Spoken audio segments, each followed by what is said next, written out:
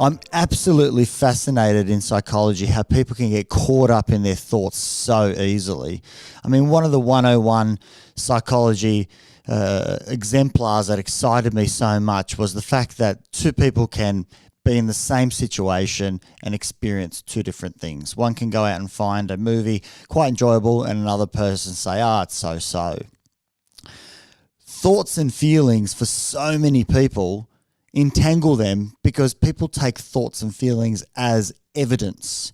And it's just baffling. It's absolutely baffling that as human beings, we have this incredible bias that goes out and sucks us into this vortex of taking thoughts and feelings as evidence for reality.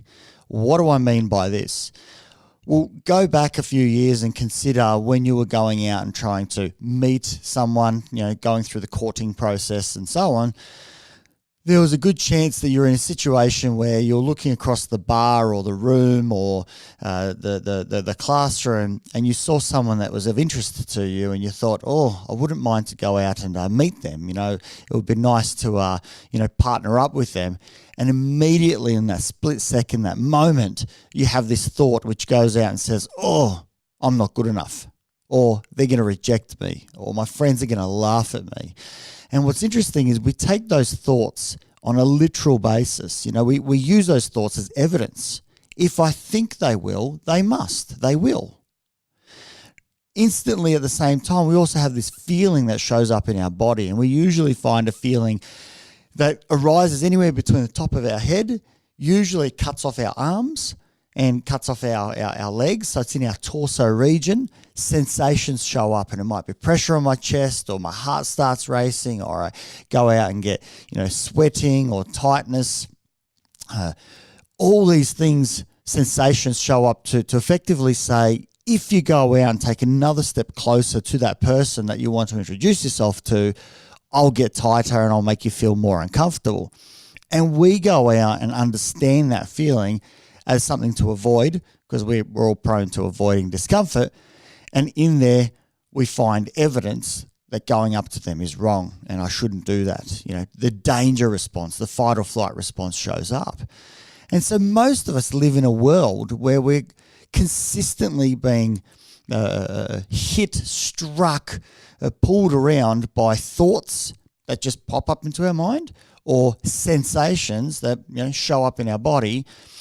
And we take those evidences into consideration and we act by them. And it's just baffling, because the moment we get caught up in that world, we're trapped. We may as well be in a prison. In actual fact, we are in a prison at that point. We're being told what we can and can't do based on false premises. And so the idea of evidence showing up is incredible. Social anxiety is absolutely based on this premise as well, where someone looks around and they have a thought that they're being viewed, judged negatively, and that they're on, I suppose in some sense, they're on watch. They're being observed.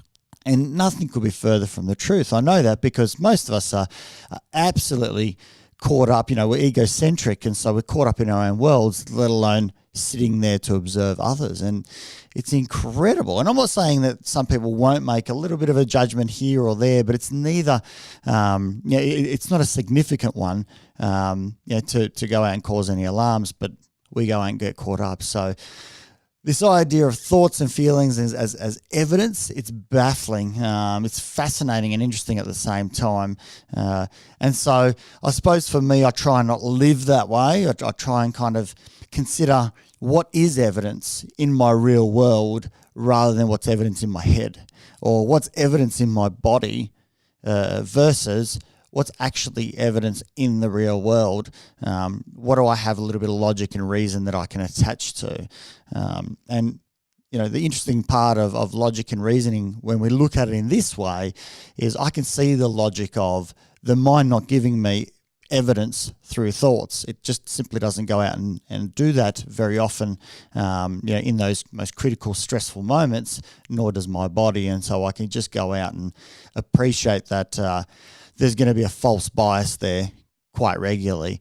I think for a lot of us, that can be very, very, if I can use the word, empowering to let go of that type of assessment and start to live in what I would call a clearer or greater clarity in life with being able to see the world as it is rather than the way that the mind says it is. And so, that liberating world is much more exciting, and it means I can go out and make greater choices. And I think, Psychology 101 really says a lot about that world, but it's something we can contemplate a whole lot more, because applying that actually makes a big difference. And it certainly has for a lot of our clients. I know psychologists are trying to find more ingenious ways or clever ways or more elegant ways to assist everyone in experiencing this. And I think looking at evidence is helpful. Not in a way to go out and argue with the mind, but rather to have greater mindfulness. And in some sense, that's what I would be talking about from a mindfulness perspective, being present in mind to go out and differentiate between, what has value and merit versus, what's just thoughts or sensations that don't go out and provide any value or helpfulness.